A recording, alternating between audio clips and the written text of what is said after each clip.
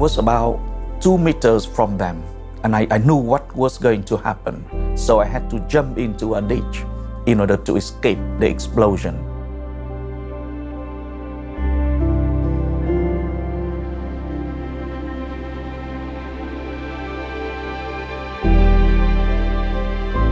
So I was questioning about the role of the priest in the time of a tragedy like that.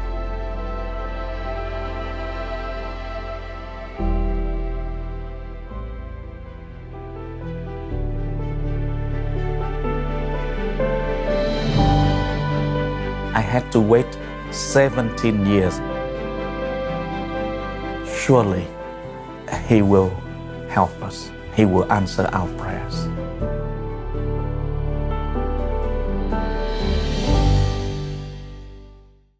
Forgive us our sins and bring us to everlasting life. Amen.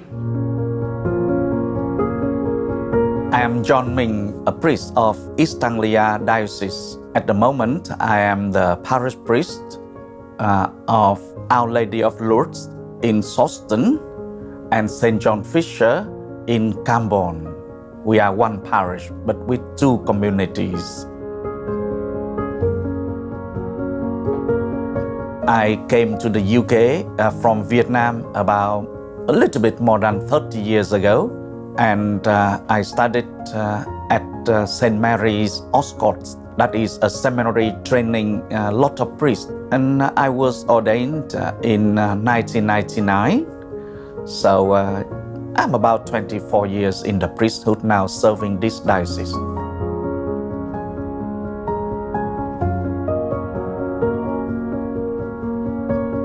I was born in a Catholic family during the war.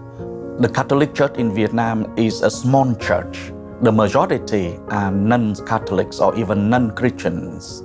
So we live among them. And because of that, we feel we have to be a strong witness of the gospel.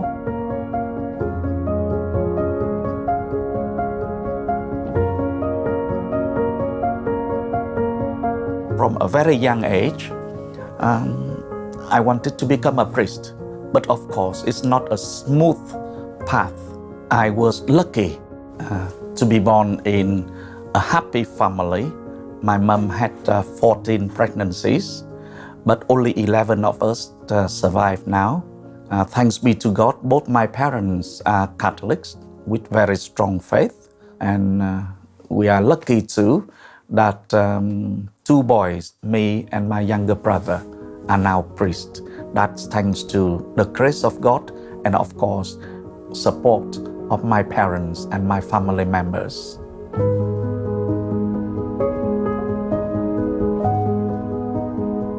My father's village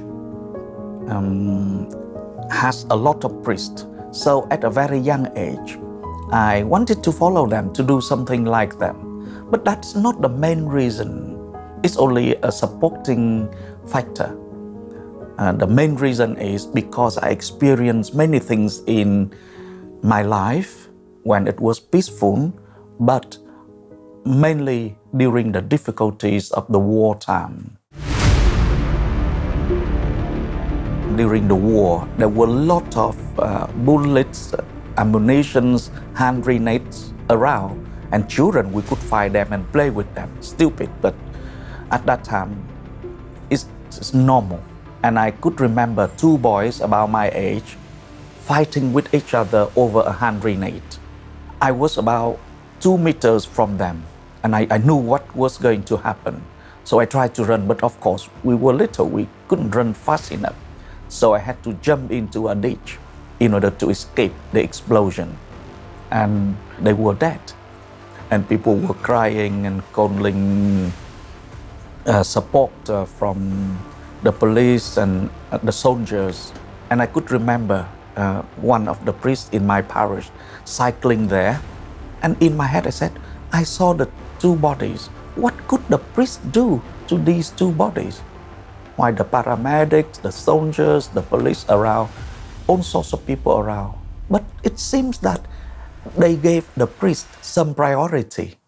So I was questioning about the role of the priest in the time of a tragedy like that. And these things helped me to think more about priesthood. I had some inspiration from good things and sad things as well on my journey toward the priesthood.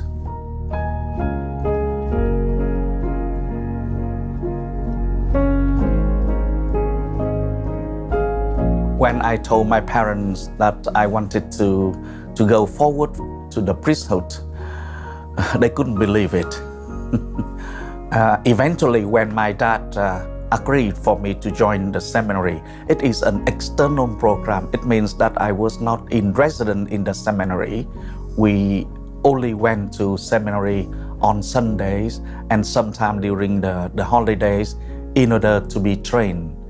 And during that time, I was very happy because I could reach out of my parish, and my dream of becoming a missionary seems to come true.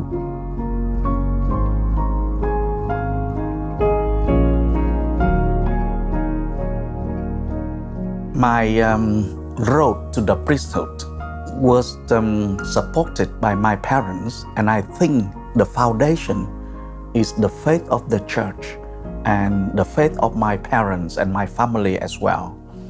And at that time in Vietnam, we were talking about being a missionary church. Of course, the church is always a missionary, but we focus on some point, important point at some time. And at that time, we were talking about evangelizations for Indochina. So that inspiration was very, very good for me. And I could look to the future serving the church. And of course, Jesus, who gave us the command to evangelize, to preach the gospel to the end of the world. And these words, I think from the Gospel of St. Mark, got into my head. And I really want one day I could be a missionary somewhere. As I said, that I was lucky to be born in a Catholic family and live in good parishes, and the priests were very, very supportive, and many of them helped me to join an external program of minor seminary so that I could become a priest in the future. I really enjoyed the external program of minor seminary training, but unfortunately it didn't last long. The war in Vietnam was terrible. All my childhood was spent during the war, a lot of sufferings, but the worst came in 1975. The war ended in the way that many people were not happy with. Many of them had to flee the country by boat. I remained in the country, but my journey to the priesthood was stopped because the new government restricted us in so many different ways, making life so difficult for us. And my rector was put in prison, so everything stopped. I was shattered. But of course, other things in life at that time more important than that. For example, food and many other things. The post-war trauma was terrible. But I tried. We studied underground by other priests for about, I would say, another 2 years. But it became so dangerous for us because one day when we were a very small group was studying, the police came. And after that, that priest was put in prison. So we were frightened and had to stop. When I was studying underground for my priesthood, of course, we were restricted in so many different ways. We suffer from poverty, and it's very difficult. But I think it is during that difficult time that my faith and the faith of the church in Vietnam became stronger, became strengthened, as we know that the blood of the martyrs is the seed for more Christians. And the same, the difficulties in Vietnam at that time helped to strengthen the faith of the people, because either you are a Christian or you are not a Christian. There's nothing in between. Because if you wanted to become a Christian, you could not enter many jobs in the society. You could not enter many universities in the society. So if you choose to become a Christian, you have to practice it. And that is what I did at that time, trying to support my family, of course, but we supported the church and we did all we could to not only to keep our faith, but to spread our faith.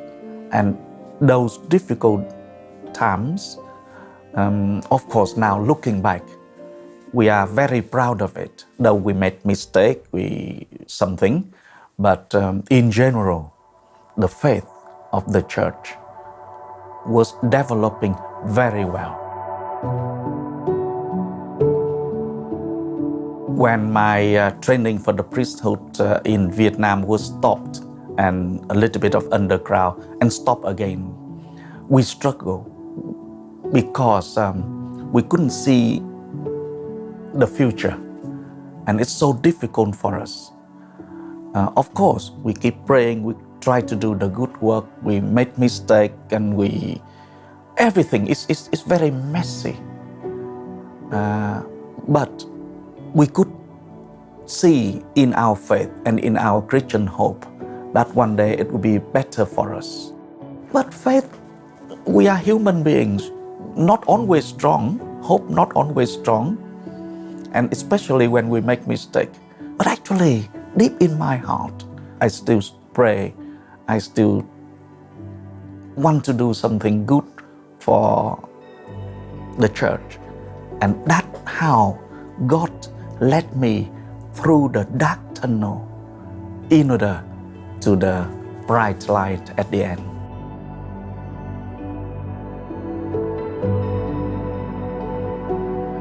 Waiting time, even one day, you may think it's very long. But I had to wait 17 years to see the day that I could become a priest. So imagine, it's very, very difficult for me. And now I give thanks to God for leading me through that dark tunnel in order to become a priest like nowadays. But at that time, I didn't see it.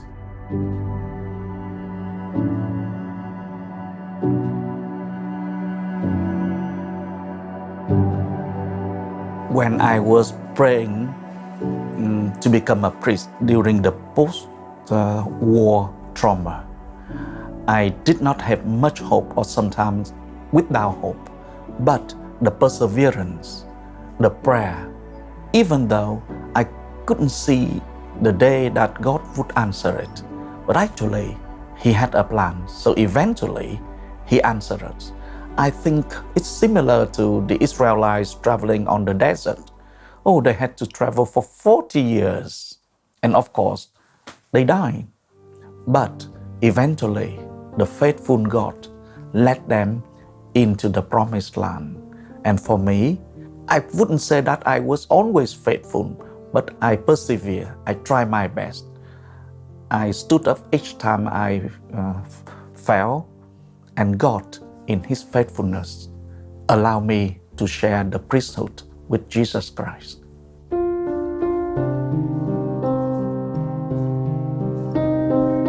When we were suffering the post-war trauma, I mean from 75 onwards, it was very difficult for us. And sometimes, to be honest, we didn't have much hope.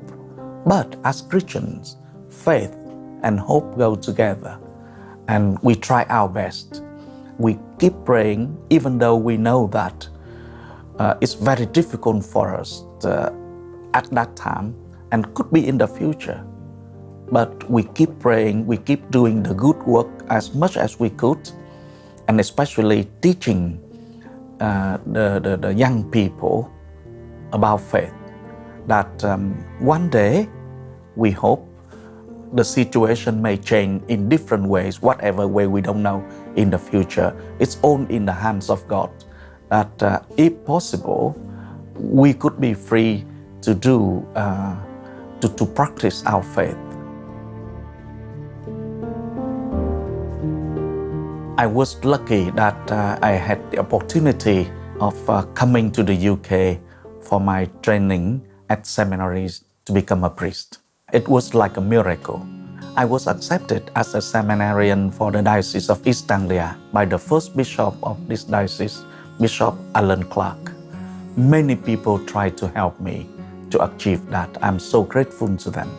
I was so happy that now my dreams of becoming a priest might come true, because I said might, because I had to do 6 years in seminary in the language that not my first language, of course, and a new culture.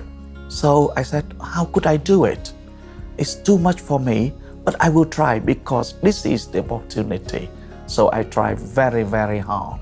And I believe that the prayer of so many people in the UK, in parishes that I was a student during my placement, they pray for me, they support me. That is how I could eventually be ordained for this diocese.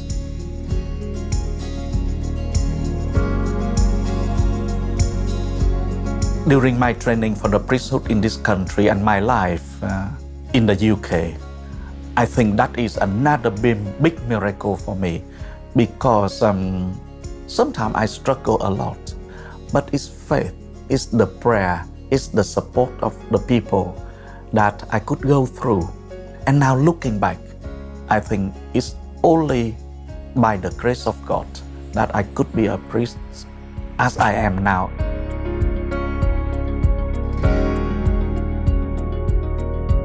I was ordained on the 10th of July, 1999. Wow, that day was wonderful. When I was ordained, normally we would go to the cathedral. But at that time, Bishop Peter Smith allowed me to be ordained in St. Peter's and All Souls in Peterborough.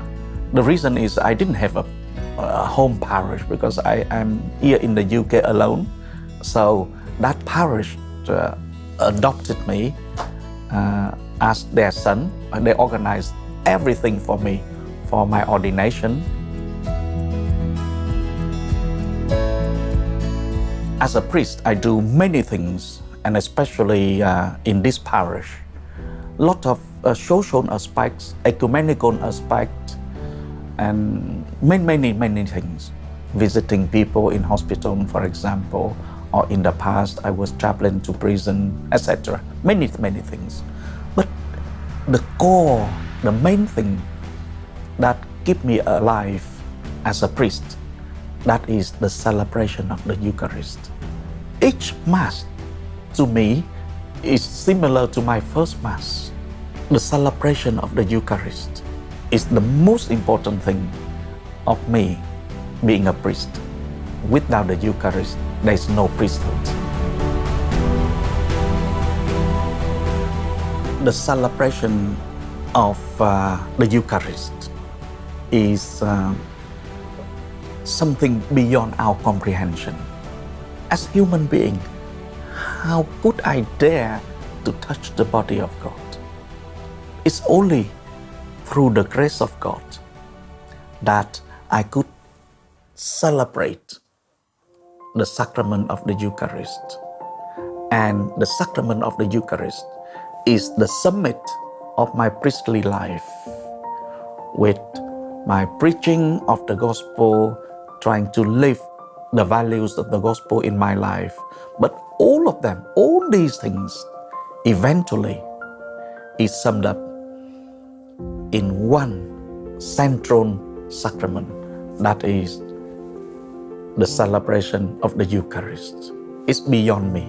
I don't understand how I could do it. But each Mass, whenever I say the words of consecration, it is Jesus, not me. Looking back, I'm in my 60s now. Looking back, I could see that the hand of God has been with me every single day of my life. So nothing is wasted in my life, including my sins, including my studies, including my failures, including my success. Everything is in the hand of God. So 17 years of waiting of my life, at first I thought it was a waste, but now it's not. All the waiting, studying, sufferings, failures, achievements, all contribute to my ministry nowadays. And I think that is worth it. So I would like to encourage those who are thinking about the priesthood. You may have a lot of difficulties, but don't give up. God is faithful. If we are faithful to Him, surely He will help us. He will answer our prayers.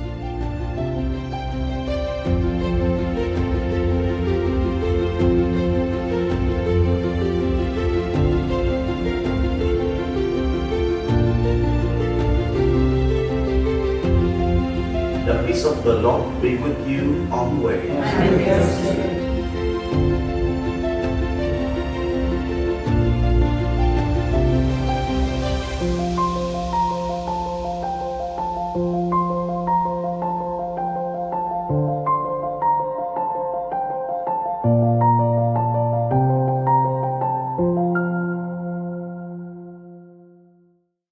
My life is a miracle.